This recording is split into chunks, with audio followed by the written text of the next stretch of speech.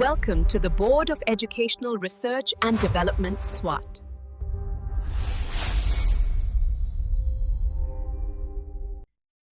अस्सलामुअलैकुम, Saeeda Maryam नकवीज़ here from the Moonlight International Publishers।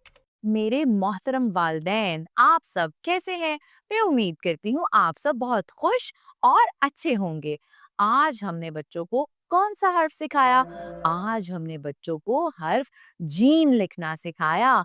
कैसे सिखाया? ऊपर जाए दाएं जाए चांद बनाए। जीम के पेट में एक नुक्ता लगाएं। जीम कितनी रोटियां खाता है? एक रोटी खाता है। और फिर जखीराए अल्फाज पढ़ाए। जीम कहता है ज जहाज, ज जलेबी, ज जग और ज जूस। लेकिन घर पर आपने बच्चे को इसके अलावा और जखीरा अल्फाज जैसे सिखाने हैं। जैसे जब बच्चा जूता पहने, आप क्या कह सकती हैं? जीम ज जूता। साथ साथ अरे बाबा सॉरी, पहले जुराब पहनाएंगे। जीम ज जुराब, उसके बाद जीम ज जूता।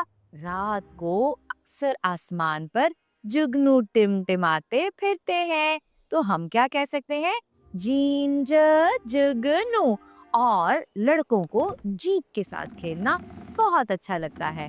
जीम ज जीप। जमाल किसके साथ खेल रहा है? जीप के साथ। जुगनू और जीप दोनों कहाँ थे?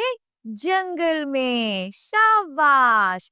अच्छा, तो इसके बाद हम क्या करेंगे? बच्चे को इस कहानी की दोहराई करवाएंगे अच्छी तरह से, और फिर सवाल पूछे।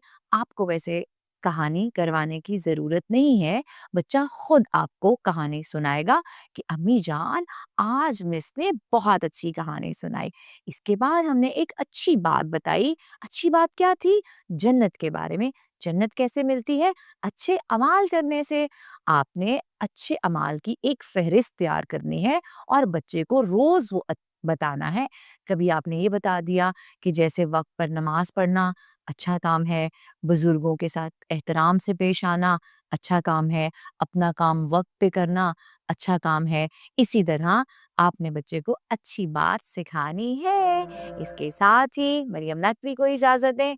शुक्रिया। अल्लाह हाफ़िज़।